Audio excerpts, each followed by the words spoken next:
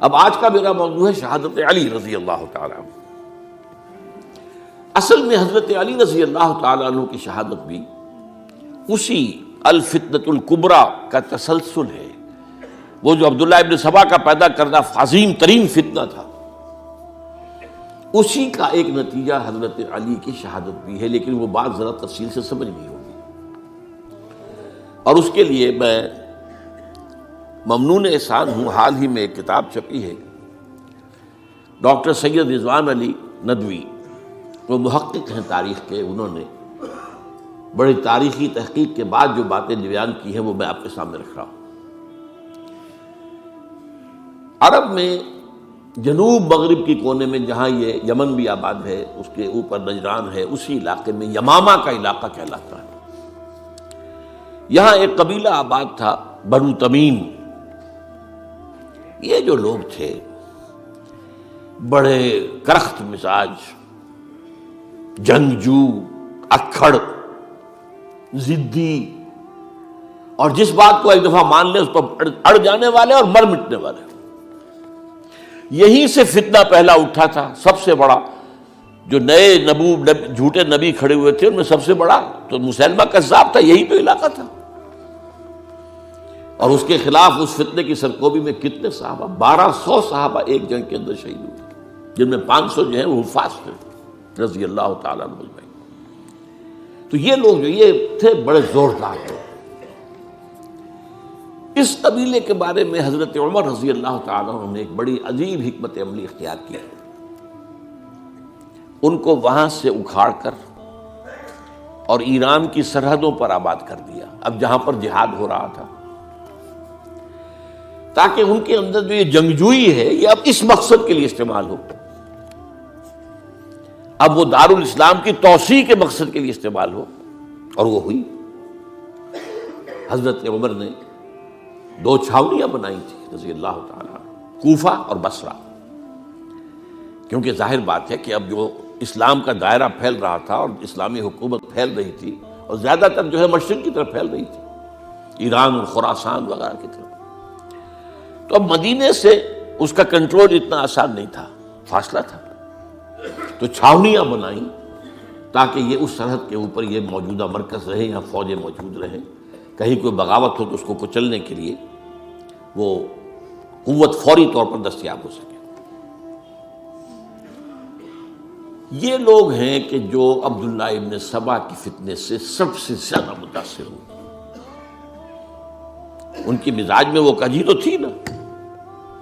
حضرت عمر بھی ان کا جو ایک مضبوط کنٹرول تھا انہیں دبائے رکھا ہے، اور ان کا رخ جو ہے ایک دوسری طرف موڑ کر اس سے اسلام کو فائدہ پہنچایا۔ لیکن اس کے بعد جب فتنہ جو آیا یہ عبداللہ ابن سبا، تو سب سے بڑھ کر یہی لوگ اس کے ماننے والے، اور انہی میں سے وہ لوگ تھے جنہوں نے جانیں بھی دے دی ہیں، جنہیں حضرت علی نے زندہ جلایا ہے، اس لیے کہ وہ کہتے تھے کہ علی خدا ہے۔ اے علی تم خدا ہو، تم ہمیں آگ میں جلا رہے ہو، یہ تو تم ہمارا امتحان لے رہے ہو۔ وَلَنَبْلُوَنَّكُمْ بِشَيْءٍ مِّنَ الْخَوْفِ وَالْجُوعِ وَنَقْصٍ مِّنَ الْأَمْوَالِ وَالْأَنفُسِ وَالثَّمَرَاتِ۔ اب وہ اس آیت کو اپنے اوپر منطبق کر رہے ہیں۔ تو یہ جو کرخت لوگ تھے، انہوں نے در حقیقت جو ہے عبداللہ ابن سبا کے کردار میں سب سے بڑا رول پلے کیا، اور انہی کے ہاتھوں حضرت عثمان شہید ہوئے رضی اللہ تعالیٰ۔ اور اس کے بعد انہوں نے حضرت علی رضی اللہ تعالیٰ عنہ کو اپنے گھیرے میں لے لیا، کیونکہ انہی کی کثیر تعداد موجود تھی مدینے میں جب حضرت عثمان شہید ہوئے۔ اس کے بعد اب ظاہر بات ہے کہ کوئی نہ کوئی تو خلیفہ ہونا چاہیے تھا۔ حضرت طلحہ سے کہا گیا، انہوں نے معذرت کر لی، حضرت زبیر سے کہا گیا، انہوں نے معذرت کر لی۔ اب ظاہر بات ہے کہ حضرت علی آخر امت کو چھوڑا تو نہیں جا سکتا تھا بغیر امام کے، انہوں نے قبول کر لی، اگرچہ حضرت حسن روکتے رہے کہ ابا جان یہ ان لوگوں کی بیعت جو ہے آپ قبول نہ کیجیے۔ حضرت حسن تو ان میں سے ہیں جو حضرت عثمان کے دروازے پر کھڑے تھے پہرے دار کی حیثیت سے، حسن اور حسین رضی اللہ تعالیٰ عنہ، انہیں تو معلوم تھا فتنہ جو کون لوگ ہیں۔ اس کے بعد حضرت علی رضی اللہ تعالیٰ عنہ نے اسی حکمت سے، جس حکمت کے تحت حضرت عمر نے یہ چھاونیاں آباد کی تھی، دارالخلافہ بھی مدینے سے کوفہ منتقل کر دیا، تاکہ پورے عالم اسلام کو کنٹرول کیا جا سکے اس مرکز کے سامنے۔ اس کا نتیجہ یہ نکلا کہ اب گویا کہ حضرت علی کے گرد ان لوگوں کا گھیراؤ مکمل، کوفے میں یہی تو آباد تھے، کوفی یہی تو تھے، حضرت عمر نے انہیں لا کے یہاں آباد کیا تھا۔ جب حضرت علی نے کوفے کو اپنا دارالخلافہ قرار دیا تو گویا کہ ان کا پھر عمل دخل بہت بڑھ گیا۔ ایک طریقے سے یہ کہا جا سکتا ہے کہ انہوں نے اب حضرت علی رضی اللہ تعالیٰ عنہ کو اپنے محاصرے میں لے لیا۔ چنانچہ جنگ جمل کے موقع پر یہ ہوا ہے کہ صلح ہو گئی تھی، حضرت عائشہ رضی اللہ تعالیٰ عنہ کے جو نمائندے تھے اور ادھر سے حضرت علی، صلح ہو گئی تھی، طے ہو گیا تھا کہ ہاں قاتلین عثمان کو جو ہے ان کو سزا دی جائے گی، قصاص لیا جائے گا حضرت عثمان کی قتل کا۔ لیکن ان لوگوں نے 10,000 آدمی کھڑے ہو گئے کوفے کے اندر، ہم سب قاتل ہیں عثمان کے، لو قصاص ہم سے اگر لے سکتے ہو، جس کے نتیجے میں اور انہوں نے جنگ شروع کر دی۔ اور جب جنگ شروع ہو جائے تو پھر اس کے بعد تو کوئی نہیں دیکھ سکتا کیوں شروع ہوئی، کیسے شروع ہوئی، کس نے شروع کی۔ اب تو یا مارو یا مرو، دو ہی باتیں ہوتی۔ 10,000 مسلمان ایک رات میں شہید ہوئے جنگ جمل میں۔ اب اس کے بعد حضرت علی رضی اللہ تعالیٰ عنہ کی خلافت جو ہے حضرت امیر معاویہ نے ماننے سے انکار کر دیا۔ جب تک قاتلین عثمان کو سزا نہیں دیتے ہم بیعت نہیں کریں گے۔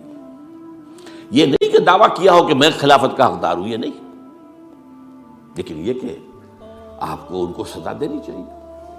اب یہ تھا وہ مخمصہ جس میں حضرت علی رضی اللہ تعالیٰ عنہ وہ فرماتے تھے تو میرا ساتھ دو تو میں ان قاتلین عثمان سے سزا جو ہے ان کو سزا دے سکتا۔ ادھر انہیں پتا تھا کہ میں سرنڈر کرتا ہوں تو مجھے علی تک تو پہنچنے کوئی نہیں دے گا، راستے میں ختم کر دیں گے رضی اللہ تعالیٰ عنہ۔ تو یہ پیچ تھا ایک جو ایسا پڑا ہے۔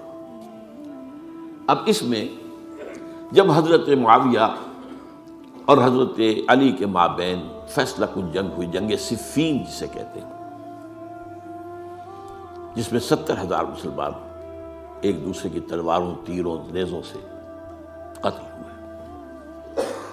اس موقع پر حضرت معاویہ کی طرف سے ایک آفر آئی، قرآن مجید کو نیزے پر اٹھا کر لوگوں نے کہا کہ یہ خون ریزی بند کر دو، ہم قرآن کا فیصلہ ماننے کو تیار ہیں۔ حضرت علی دیکھ رہے تھے کہ یہ اصل میں میری فتح کو شکست سے بدلنے کا پروگرام ہے، تقریباً فتح میری ہو چکی ہے، لیکن یہ جو طبقہ تھا یہ انہوں نے کہا نہیں بڑی ٹھیک بات کہہ رہے ہیں، وہ مانیے ان کی بات، جنگ بند کی۔ انہوں نے ہی یہی لوگ تھے جنہوں نے مجبور کیا حضرت علی کو کہ وہ تحکیم پر رضامند ہو جائے۔ اس کے بعد تحکیم میں جو معاملہ ہوا، حضرت علی حضرت عبداللہ ابن عباس کو اپنی طرف سے حکم بنانا چاہتے تھے، یہ اڑ گئے نہیں۔ یہ اڑ جانے والے لوگ، اور یہی اصل قوت تھے، وہاں ساری طاقت تو انہیں کی تھی۔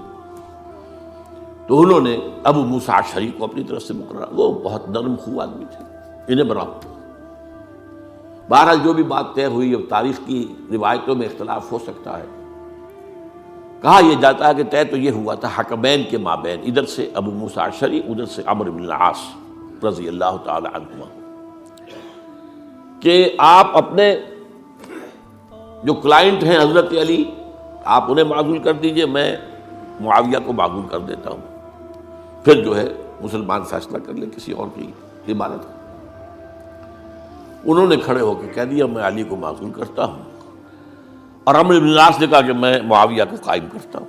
اب یہ ہے روایت، واللہ عالم، اس میں کتنا سچ ہے کتنا جھوٹ ہے، میں کوئی مورخ نہیں ہوں، میں کوئی تاریخ کا محقق نہیں ہوں۔ اس کے بعد جو ہے اب یہ لوگ انہوں نے کہا کہ مانیے تحکیم کو، اور جب انہوں نے حضرت علی نے اس تحکیم کے فیصلے کو ماننے سے انکار کیا تو باغی ہو گئے، حضرت علی کو کافر قرار دیا، اور جا کر ایک جگہ پر حرورہ ایک جگہ تھی وہاں پر جا کے جمع ہو گئے، جتھا بندی کی، بہت بڑی طاقت پر وہاں کری۔ انہوں نے طے کیا کہ علی بھی کافر ہو گیا، معاویہ بھی کافر ہو گیا، عمرو بن العاص بھی کافر ہو گئے، سب کافر ہیں۔ حضرت علی کی طرف سے ایک گئے سفیر ان سے بات کرنے کے لیے، تو انہوں نے کہا تم ہی نے تو کہا تھا کہ تحکیم کو تسلیم کرو، کہ ہاں ہم نے گناہ کیا تھا، کفر کیا تھا، ہم توبہ کی ہم نے. اگر علی بھی مان لے کہ میں نے مان کر کفر کیا تھا، اب میں توبہ کرتا ہوں، تو ہم ان کی بات مان لیں گے. اب حضرت علی اس طرح کا جھوٹ کیسے بولتے؟ انہوں نے تو کوئی کفر نہیں کیا تھا. بہرحال انہوں نے پھر بھی نرمی برتی کہ دیکھو اگر تم کوئی خونریزی نہیں کرو گے، فساد نہیں مچاؤ گے، تو میں تمہیں کچھ نہیں کہوں گا. لیکن وہ اپنی ان شرارتوں سے بعد نہیں آئے. تو پھر تیسری جو بڑی جنگ ہوئی ہے ان جنگوں میں، جنگ نہروان کہلاتی ہے، حضرت علی کی جنگ خوارج کے ساتھ، جس میں 4000 خارجی جو ہے وہ قتل ہوئے. اور یہ بات اب آپ نوٹ کر لیجئے کہ یہ لوگ جیسا کہ اکھڑ بھی تھے لیکن اپنی بات پر ڈٹ جانے والے تھے، لیکن ساتھ ہی دیندار بھی تھے، نمازی اور روزہ دار بھی تھے. یہ اس طرح کے لوگ نہیں تھے کہ جو فاسق اور فاجر ہو. بس یہ مزاج کا ایک ہے، جو بات دل میں بیٹھ گئی اڑ گئے. تو یہ اصل میں انہوں نے پھر فیصلہ کیا کہ اور تو ہمارے بس میں اب کچھ نہیں ہے، ان تینوں کو قتل کر دیا جائے، علی کو بھی اور معاویہ کو بھی اور عمرو بن العاص کو بھی. تو ایک جگہ ان کی سازش ہوئی، 3 آدمی معین ہو گئے، ایک ہی وقت کا طے فیصلہ ہو گیا، فلاں تاریخ کو فجر کے وقت تم جاؤ، وہ تم کوفے کی جامع مسجد میں، جب علی نماز جماعت کرا رہے ہو خنجر مارو انہیں. اور یہ اس کا نام ابن ملجم تھا، خارجی. یہ وہی لوگ بنو تمیم کے لوگ ہیں. دوسرا جو تھا وہ دمشق میں حضرت معاویہ کو قتل کرنے، شہید کرنے کے لیے پہنچ گیا. تیسرا مصر پہنچ گیا حضرت عمرو بن العاص کو. اب یہ بات اللہ کی طرف سے ہے، یہ تو اس کی مشیت ہے، اس کا فیصلہ ہے. حضرت علی پر وار کارگر ہوا، اب شہید ہو گئے. حضرت معاویہ پر وہ وار ذرا اوچھا پڑا، زخمی تو ہوئے لیکن آپ کی جان بچ گئی.